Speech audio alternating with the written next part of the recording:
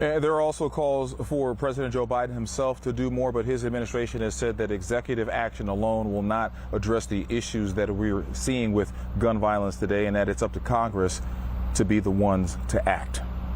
Well, the gun violence debate is bringing Houston into the spotlight. The NRA, the National Rifle Association, is holding its annual convention, set to hold it there this weekend. And in the wake of this week's massacre, at least 3 musicians already have backed out of a concert at the convention. They include Don McLean, famous for the song American Pie. He said it would be disrespectful and hurtful for him to perform.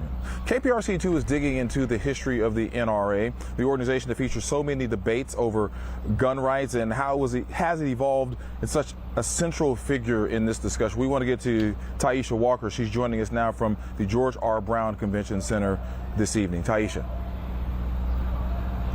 Keith, since its early days, the National Rifle Association has been widely known for its firearms education. Today, it's more known for its involvement in politics, as well as its strong defense of the Second Amendment rights. The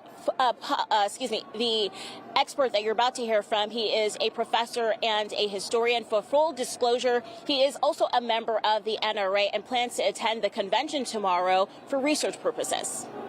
Gene Preuss is an associate professor of history at the University of Houston downtown. And I teach modern American history. Today, he's giving us a lesson on the history of the NRA, which was founded in 1871 after the Civil War to improve marksmanship among soldiers and recruits. Former black soldiers who had been given a rifle when they were discharged from the Union Army were being disfranchised from their vote. Well, the gun control debate's been going on since the 1960s, and that's actually when a historian, Richard Hofstadter, came up with the idea of a gun culture. And that idea has grown, is that Americans love their firearm. The NRA at one point was for reasonable gun control. And the really big change happened in the 1980s when it became more about building membership, fundraising. They've kind of become a little bit more fundamental. They take a stand that any sort of limitation is against the Constitution. There are plenty of historical scholars who don't agree with that. Today, the NRA is very powerful.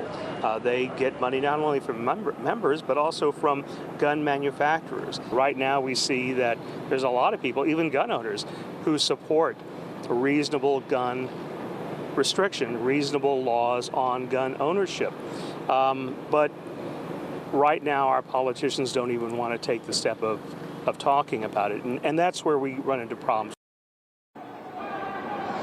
And since the inception 151 years ago, the NRA has grown in size. They say they have about 5 million members right now that are paying members. Those members are allowed free admission into this 3-day event, which kicks off tomorrow. And for people wondering what that background is, we do have one person at least now protesting the convention, which kicks off tomorrow. For now, reporting live downtown, Taisha Walker, KPRC 2 News.